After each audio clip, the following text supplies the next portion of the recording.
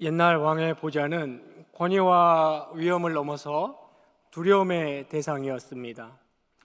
자유롭게 그 왕의 보좌 앞에 드나드는 것은 상상도 할 수 없는 일이었습니다. 그리고 왕들은 심지어 그 왕좌를 유지하기 위해 우민 정책을 펼치기도 하였고 공포 정치까지도 일삼기 하였습니다. 왕들은 자신들이 백성들의 현실을 다 이해한다고 말하기도 하였지만 실상은 서민들의 삶의 내막과 고충을 헤아리지 못하였고 헤아릴 길도 없었습니다. 경우에 따라 가끔 베풀어지는 왕이나 군주들의 은혜라는 것도 일말의 어떤 공로에 따른 보상의 성격을 갖는 것들이 다였습니다. 그런데 오늘 우리 본문은 진정한 한 왕에 대해서 말해주고 있습니다. 실제로 그 백성들과 똑같이 되어서 그 백성들의 삶의 현실을 완전히 체득하여 알고 계시며 자신의 백성들의 만큼은 권위와 두려움의 보좌가 아닌 완전한 은혜의 보좌로 열어놓은 유일무이한 한 왕을 소개하고 있습니다. 바로 만왕의 왕이시며 하나님의 아들 독생자 예수 그리스도입니다. 본서신 히브리서는 이스라엘 유대교적 제도와 그 의식에 젖어 있는 이 편지의 수신자들에게 그 모든 종교적이고 정치적인 제도와 의식들이 실제로 가리키고 있는, 상징하고 있는 진짜 실체에 대한 설명을 해주는 서신입니다. 오늘 본문은 우리의 왕이신 예수 그리스도를 우리의 참된 대제사장이다라고 얘기하고 있습니다. 왕이신 그리스도는 그 백성들을 위한 제사장적 역할도 성취하셨기 때문입니다. 그러니까 하나님과 그 백성들 사이를 이어주는 중보자의 역할을 예수 그리스도께서 하십니다. 오늘 본문에서는 신자들에게 믿는 도리를 굳게 잡으라고 말하고 또 이 그리스도의 보좌 앞에 담대히 나아가자라고 매우 강력하게 권면하고 있습니다. 저는 오늘 본문 말씀을 통하여 그리스도는 세상의 군왕들과는 달리 어떤 중보자이시며 그리스도의 보좌는 어떤 보좌이기에 우리가 그 믿는 도리를 굳게 잡고 그 보좌 앞에 담대하게 나아갈 수 있는지 함께 상고해보자 합니다. 첫째로 그리스도는 영원한 대제사장으로서 우리 인생의 형편을 실제로 알고 계시기 때문입니다. 다 함께 본문 14절로 15절 말씀을 읽겠습니다. 그리스도는 우리에게 큰 대제사장이니 승천하시니 곧 하나님의 아들 예수시라. 우리가 믿는 도리를 굳게 잡을지어다. 우리에게 있는 대제사장은 우리의 연약함을 동정하지 못하실 리가 아니요 모든 일에 우리와 똑같이 시험을 받으시니로되 죄는 없으시니라. 아멘. 본문은 그러므로 라는 접속사로 시작하고 있습니다. 앞의 내용들 1, 2, 3장 그리고 4장 전반부 전체를 받아서 말하는 것입니다. 더 구체적으로 좁혀보자면 2장 17절로부터 3장 1절에 이어지는 내용을 받아서 그러므로 라고 할 수 있습니다. 그리고 3장 1절과 오늘 본문 사이에 삽입되어 있는 내용에서 이 히브리서 기자는 이스라엘의 가장 위대한 두 지도자 모세와 여호수아보다 그리스도가 더 위대하시는 점을 논증합니다. 왜냐하면 이 수신자들은 그 두 인물 사람들을 앙망하며 믿어왔기 때문입니다. 모세나 그 율법보다 그리스도가 더 크시며 그 그림자들, 즉 모세가 상징했던 인물, 여호수아가 상징했던 바로 그 인물의 실체가 바로 이 예수 그리스도다라고 말해주고 있는 것입니다. 또한 여호수아의 지도 아래에서 얻은 약속의 땅의 정착이 참 안식이 아니고 그리스도 안에서의 영원한 안식은 아직 우리 앞에 남아있다 라고 바로 직전 부분에서 얘기했습니다. 그리고 오늘 본문에서 이스라엘의 제도들 중 또 하나의 중요한 핵심인 대제사장 제도를 언급하면서 우리의 진짜 대제사장은 구약 성경에 등장했던 그들이 아닌 바로 예수 그리스도시다라고 말하고 있는 것입니다. 여기 큰 대제사장이라는 표현은 진정한 진짜 대제사장이라는 뜻입니다. 승천하신이라는 표현을 굳이 언급함으로써 그리스도께서는 이 땅에 손으로 만든 그 지성소가 아니라 그 지성소가 가리키고 있던 실체인 하늘의 영원한 지성소에 지금 계시는 대제사장이심을 강조하였습니다.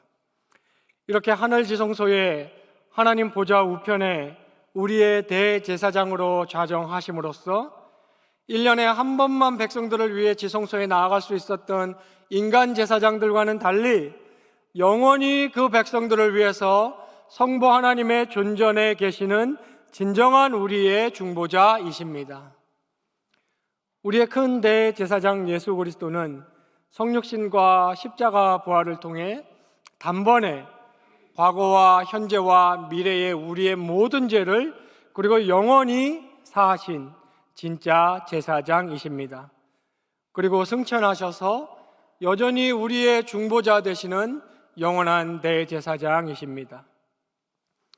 본서신 9장 12절이 이를 잘 표현해주고 있는데요, 염소와 송아지의 피로 하지 아니하고 오직 자기의 피로 영원한 속죄를 이루사 단번에 성소에 들어가셨느니라 라고 했습니다. 그러면서 오늘 본문이 격려하기를 우리가 바로 이 믿는 도리를 굳게 잡을지어다 라고 얘기하고 있습니다. 우리말 번역의 이 도리라는 단어는 우리가 하고 있는 신앙 고백을 얘기하는 겁니다. 즉 우리 구원에 대한 믿음과 우리의 삶에 대한 믿음입니다. 그것을 굳게 잡으라 라고 했습니다. 여기 단단히 붙들다, 굳게 잡는다는 뜻의 크라테오라는 단어는 어떤 새로운 것을 발견하여 부여잡는 것이 아니라 이미 확신하여 손에 바로 놓은 그것을 계속해서 지속적으로 꽉 잡으라 라는 뜻입니다.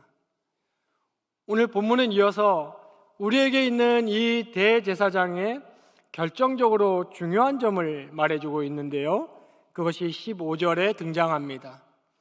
우리의 연약함을 동정하지 못하실 리가 아니요 라고 했습니다.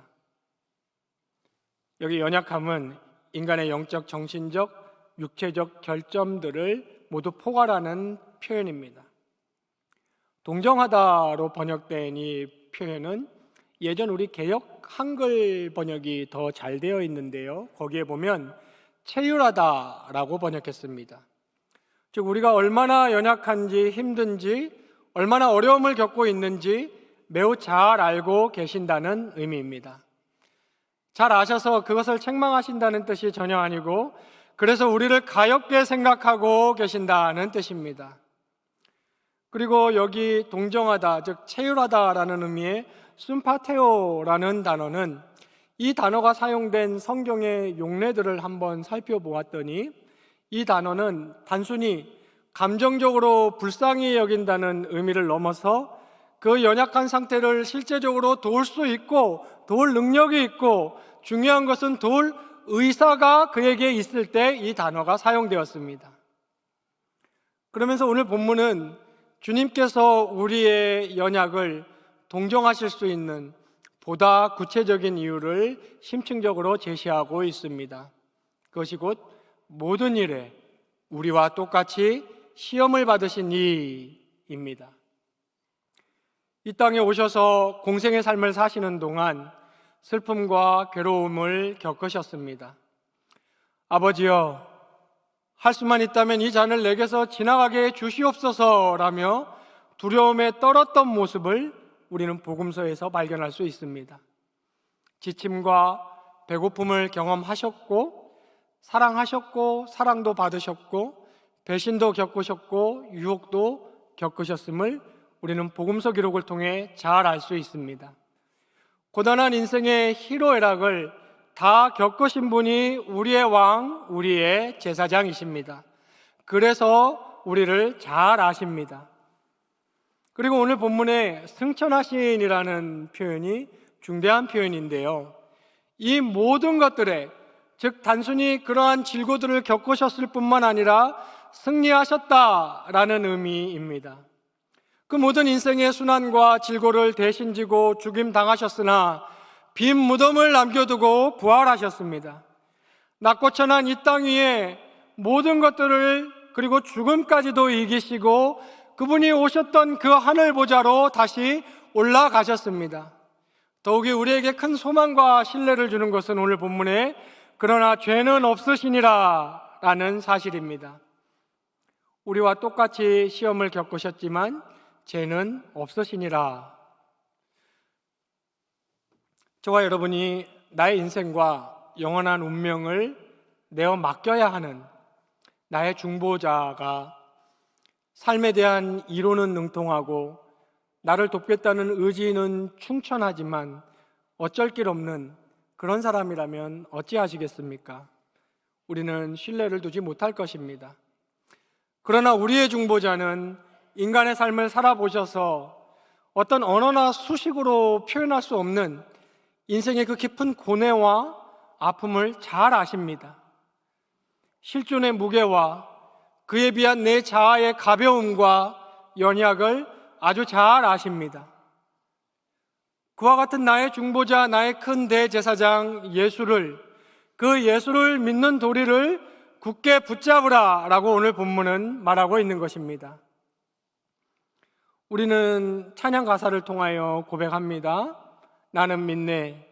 주께서 내 슬픔, 내 고통 다 알고 계심을, 내가 얼마나 힘든지 주께서 몸소 겪어 내 고통을 알고 계심을 나는 믿네 라고 고백을 합니다. 바로 그렇게 잘 알고 계시는 예수를, 그리고 우리가 믿고 있는 이 예수를, 이 도리를 우리는 굳게 더욱 붙잡아야 하는 것입니다. 이 히브리서의 수신자들은 당시 어려움을 겪고 있었습니다. 그래서 잘 믿던 예수에 대한 믿음이 점점 떨어져 가고 있었습니다. 그래서 슬금슬금 옛 습성으로 돌아가고자 하던 차였습니다.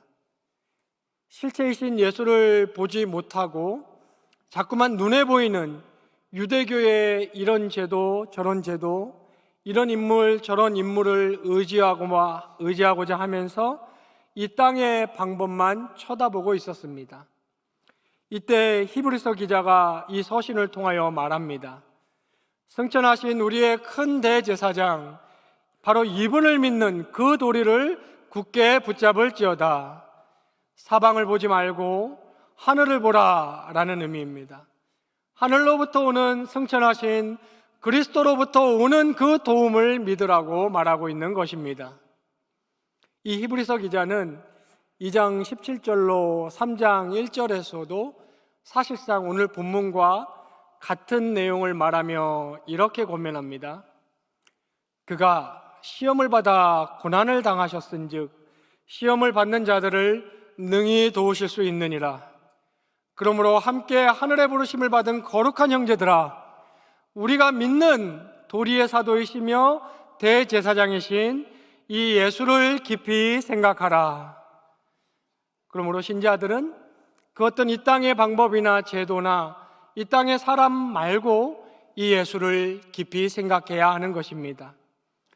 이 세상의 그 누구보다 주님께서 내 형편을 가장 잘 아신다는 사실을, 이 세상의 그 누구보다 주님께서 나를 가장 잘 도우실 수 있다는 사실을, 이 믿음의 도리를 다시금 굳게 붙잡으시고 늘 승리하시는 경양의 모든 성도님 되시기를 간절히 바랍니다.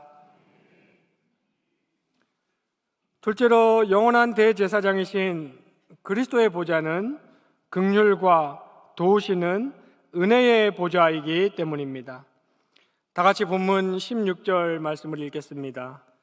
그러므로 우리는 긍휼하심을 받고 때를 따라 돕는 은혜를 얻기 위하여 은혜의 보좌 앞에 담대히 나아갈 것이니라. 아멘. 히브리서 기자는 우리가 왜 믿음의 도리를 끝까지 굳게 붙잡을 수 있는지, 우리의 연약에도 불구하고 왜 우리에게 소망이 있는지를 설명하고 나서 그것을 근거로 해서 이제 우리 편에서 해야 할 일을 권면합니다. 즉, 우리가 하나님의 보좌 앞에 나아가자라는 것입니다. 그 이유는 그 보좌가 자비와 도우시는 은혜의 보좌이기 때문입니다. 여기 긍휼은 자비를 말하는 것으로 하나님으로부터 자비를 받다, 하나님으로부터 자비를 취하다라는 의미입니다. 오늘 본문의 문맥에서 이 자비는 죄를 용서해 주시는 자비라기보다 곤경에 처했을 때 도와주시는 자비, 하나님의 백성이 매일의 일상에서 입는 그러한 자비를 말하는 것입니다. 또 은혜를 얻다는 것은 하나님의 호의를 얻는다는 말입니다. 이 호의 역시 돕는, 즉 하나님께서 후원하시고 하나님께서 지원하시는 호의를 의미합니다. 그러니까 하나님으로부터 호의와 도우심을 얻는 것인데 우리 공로의 대가가 아닌 오로지 하나님의 자비와 은혜로 얻는 것입니다.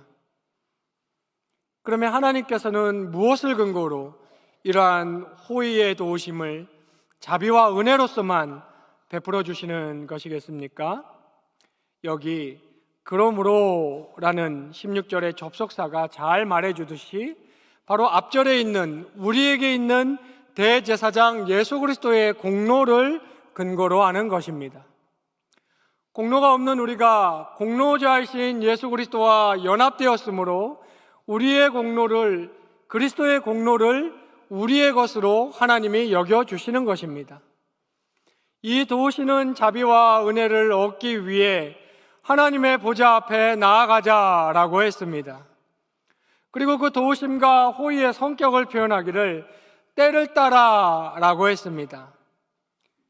이것은 가장 시적절한이라는 뜻입니다. 하나님으로부터 오는 것이며 최고의 타이밍에 주어지는 것이므로 완벽한 도우심을 의미합니다. 여기 이 때를 따라는 하나님 절대 주권의 때를 따라입니다. 하나님은 어느 때가 도움을 펼칠 가장 좋은 때인지 아십니다. 우리 생각에는 지금 당장이라고 판단할 수 있겠지만 가장 좋은 때는 하나님의 때입니다. 하나님은 무엇을 배우시는 분이 아닙니다. 어떤 일이 펼쳐지고 어떤 사건이 벌어지고 난 후에 우리 인간들처럼 그것을 보고 듣고 확인하여 그때 정보를 얻고 이제 무엇을 어떻게 해야 할지 그때서 생각하시는 그런 존재가 아닙니다. 하나님은 배우시지 않습니다. 하나님은 모든 일들을 장악하고 계시는 분입니다. 예수님의 말씀대로 하나님이 허락하시지 않고는 참새 한 마리도 그저 땅에 떨어지는 법이 없습니다. 하나님의 도움의 은혜의 때는 그러한 전능자의 때의 도움입니다. 우리가 이러한 도우심을 얻기 위해 나아가는 곳이 바로 은혜의 보좌 앞입니다. 만물의 주권자 되시는 만왕의 왕으로서의 하나님의 존전입니다. 그 영광의 보좌 앞에 저와 여러분 같은 죄인들은 나아갈 수 없습니다. 나아갈 방법도 없고 나아갈 자격도 없으며 우리에겐 결코 나아가고자 하는 의지도 생기지 않습니다. 그리스도의 대제사장적 대신속죄의 역사로 인해 우리 같은 죄인들도 직접 예수 그리스도의 이름으로 하나님의 보좌 앞에 나아갈 수 있게 된 것입니다. 그래서 이 보좌를 칭하기를 은혜의 보좌라고 했습니다. 그 앞에 나아갈 자격이 전혀 없는 자들에게 은혜로만 허락된 하나님의 보좌이기 때문입니다. 그리고 그 나아가는 방법은 예배와 기도, 특히 기도를 통해서 나아간다는 것을 우린 성경 전체의 가르침을 통해 알 수 있습니다. 그리스도인들의 삶 자체가 예배적 삶이며 매 순간이 기도의 심정이지만 우리는 그 은혜의 보좌 앞에서의 적절한 최고의 도우심을 받기 위해 예배를 드리고 기도를 하나님께 드림으로써 하나님의 은혜의 보좌 앞에 나아갑니다. 그 보좌는 긍휼의 보좌, 자비의 보좌입니다. 우리가 주님 앞에 나왔을 때 주님은 네가 무슨 낯짝으로 내 앞에 와서 기도하느냐 라고 결코 말씀하시지 않습니다. 주님, 죄인이 왔습니다.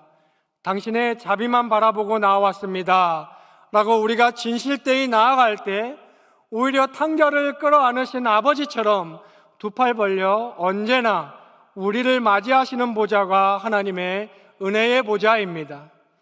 이것이 그리스도의 보좌입니다. 긍휼의 보좌고 은혜의 보좌입니다. 바로 이것이 곧 오늘 본문에서 말하는 우리가 담대히 나아간다는 의미입니다. 우리의 대제사장이 쓴 그리스도의 공로, 그것만 의지하여 우리는 신의 보좌 앞에 나아갈 수 있습니다. 그렇기에 우리는 우리의 기도의 모든 감사와 우리의 기도의 경배와 기도를 통한 죄 고백과 우리의 기도를 통한 우리의 간구의 맨 마지막에 예수 그리스도의 이름으로 기도합니다 라고 말하는 것입니다. 우리의 이름으로 기도는커녕 그 보좌 앞에 한 발짝도 다가갈 수 없습니다. 오직 그리스도의 은혜만 의지하여 나아가는 곳이 은혜의 보좌이고, 그러므로 우리는 담대히 나아갈 수 있습니다. 그러므로 은혜의 보좌 앞에 담대히 나아간다는 것은 먼저 겸손히 나아가는 것을 의미합니다. 자신이 행한, 자신이 이루어 놓은 그 어떤 것을 내세우지 말고, 생각하지 말고, 마음에 담지 말고, 실상은 하나님 앞에서는 내세울 수도 없고 오직 그리스도의 공로만 의지하며 하나님 앞에 나아가는 것입니다. 또한 정직하게 꾸밈 없이 나아가는 것을 뜻합니다. 우리의 죄인된 모습 그대로 하나님 앞에 그 무엇도 감추지 말고, 그 무엇도 포장하지 말고, 그 무엇도 뒤로 놓지 말고 벌거벗은 모습 그대로를 다 드러내놓고 주님 앞에 나아가는 것입니다. 이것이 은혜의 보좌에 나아가는 모습입니다. 예수님은 저와 여러분이 풍성한 삶을 누릴 수 있도록 하기 위해 우리의 대제사장이 되어주신 것입니다. 종교적인 규율이나 규칙 속에 속박받게 하기 위해 이 땅에 오신 분이 아닙니다. 누구나 오라고, 무엇이든 가지고 오라고, 언제든지 나오라고 하늘의 보좌를 열어주신 분입니다. 자비를 베풀어 주시며 도움을 베풀어 주시기 위한 보좌입니다. 하나님께 무엇을 보태려거나 하나님의 이름을 더 빛나게 하려고 하지 마십시오.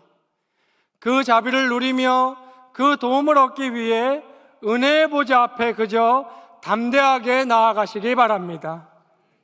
공예배의 자리를 사모하며 나와 주님을 경배함으로 은혜의 보좌에 다다르시기 바랍니다. 삶을 주님 앞에서 살아감으로 삶의 예보로 은혜의 보좌에 다다를 수 있습니다. 예배하는 자에게, 바로 자신을 찾고 기억하고 자신에게 예배하는 자에게 주님은 용서의 자비를 베풀어 주십니다. 자신 앞에 나와 자신을 생각하여 자신을 예배하는 그 사람에게 주님은 하나님의 신적 도움의 손길을 펼쳐주시는 분입니다. 예배한다는 것은 그 예배의 대상을 인정한다는 것이며, 예배를 한다는 것은 그분을 의지합니다라는 인간의 행위를 나타내는 가장 대표적인 행동입니다. 그리고 무엇보다 기도를 통해 은혜의 보좌에 이르러야 합니다. 무시의 기도와 특히 기도만을 위한 시간, 기도만을 위한 장소를 마련하여 주님과의 고요하고 은밀하고 깊은 대면의 시간을 갖는 것이 매우 중요합니다. 기도 시간을 통하여 하나님을 인정하고, 그 기도 시간을 통하여 나의 하나님을 찬양하고, 그 기도 시간을 통하여 하나님께 당신이 위대하십니다 라고 고백을 하는 것입니다. 그리고 그 기도 시간을 통하여 감사를 드리고 나의 죄를 고백하며 내가 무엇이 필요한지 나의 하나님께 간구하고 하나님의 주권을 기꺼이 인정하는 시간입니다. 기도야말로 하나님의 은혜의 보좌에 나아가는 독보적인 방법입니다. 여러분, 기도 없이는 하나님의 긍휼을 얻을 수 없고, 기도 없이는 하나님의 도우시는 은혜를 체험할 수 없습니다. 이 기도야말로 하나님의 은혜의 보좌에 나아가 그 긍휼과 도우심을 얻을 수 있는 가장 실제적인, 누구나 할 수 있는 은혜의 방편입니다. 그래서 우리 주님께서도 공생의 사역을 하시는 동안 성부 하나님께 그 은혜의 도움을 얻기 위해 눈물로, 기도로 은혜의 보좌 앞에 나아가셨습니다. 때로는 땀이 피처럼 떨어지도록 기도하기도 하셨고, 밤새 기도하시기도 하셨습니다. 답답하고 참담한 심정을 있는 그대로 하나님께 쏟아내셨습니다. 언제나 성부 하나님께 간구하셨고, 성부 하나님을 향한 예배와 기도로 그 삶을, 그 공생의 사역을 감당하셨던 것입니다. 긍휼을 입을 수 있고 하늘의 도움을 받을 수 있는 보좌가 우리에게 열려 있음을 결코 잊지 마시기 바랍니다. 그 보좌를 마련해 주시기 위해 예수 그리스도가 친히 우리의 대제사장이 되신 것입니다. 그리고 그 보좌는 우리 같은 죄인들을 위한 은혜의 보좌입니다. 이 보좌 앞에 담대하게 나아가 하나님의 긍휼과 하나님의 때를 따라 돕는 은혜를 꼭 누리시는 경향의 모든 성도님 되시기를 간절히 바랍니다. 성도 여러분, 하나님의 긍휼과 도우시는 은혜가 필요치 않은 인생은 없습니다. 믿지 않는 이들도 하나님의 일반 은총의 빛 아래에서 살아가고 있는 것입니다. 구원의 특별 은총을 누리는 우리는, 예수 그리스도를 대제사장으로 모시고 있는 우리는 특별한 하나님의 긍휼과 특별한 하나님의 도우심을 누릴 수 있고, 우리는 반드시 누려야 합니다. 혹시라도 만일 하나님의 긍휼과 도우시는 은혜가 있으면 좋지만, 그렇지 않아도 지금으로선 딱히 불편할 게 없다고 느끼신다면 그것은 심각한 영적 침체에 빠져 계신 것입니다. 영적으로 둔감한 지경에까지 이르신 것입니다. 겸손을 되찾고 회개하며 은혜의 보좌 앞으로 나아가서 주님이 아니면 내 삶에 별다른 의미가 없다는 사실을 다시 알게 해달라고 도움을 구하셔야 합니다. 혹은 아주 어려운 시간을 지나고 계신다면 그것은 은혜의 보좌 앞으로 당장 나오라는 하나님의 사인입니다. 주님을 만날 시간이고 긍휼과 도움의 은혜를 체험하며 내 삶이 한층 더 신앙으로 성숙해지고 그리스도인의 인격을 갖출 시간인 것입니다. 기독교 역사에서 그 어느 때보다 신앙이 뜨거웠고 복음과 주님을 사랑했으며 때를 따라 도우시는 하나님의 은혜의 체험이 넘쳐났던 때가 기독교 박해 시기였습니다. 그 핍박 중에도 그들은 기쁨과 감사가 넘쳤으며 자신이 순교당하고 있는 순간에도 남아있는 교회를 걱정하고 기도와 찬양으로 천국에 갔던 사람들입니다. 그때 그리스도인이라는 이 무리는 곧 압제당해서 사그라들고 지상에서 종족을 감출 것이라고 당시 고대의 역사학자들과 사학자들이 기록해 놓은 기록이 아직도 있습니다. 하지만 그 어떤 환경이나 위협도 그들을 감당하지 못했습니다. 이 광야교회의 일원인 우리 각자의 짧은 나그네 여로 또한 뒤돌아보면 참 뜨겁고 간절했던 때는 10중 8구 어려운 고난의 시기였을 것입니다. 그러할 때 우리는 하나님의 보좌 앞에 나아가 엎드리고 은혜와 도우심을 깊이 체험하게 됩니다. 우리 주님은 우리의 연약이 무엇인지, 그것이 어떤 것인지 완전하게 알고 계십니다. 그 우리의 고통을 위해 이 땅에 오신 분이 하늘로부터 우리에게 오신 하나님의 독생자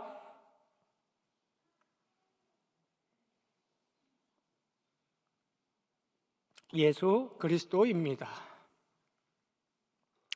세상을 이기셔서 우리를 도우시기 위해 우리를 불쌍히 여기고 계신 우리의 대제사장입니다. 우리가 승리 없이 패배에 늘 신음하고 있는 것은 그 주님의 십자가와 부활의 사역을 헛되게 만드는 것일 수 있습니다. 주님이 은혜로 두 팔 벌려 기다리시는 그 보좌로 나아가시기 바랍니다. 나아가서 주님이 그토록 곳곳에 약속해 주고 계시는 그 승리를 꼭 얻으십시오.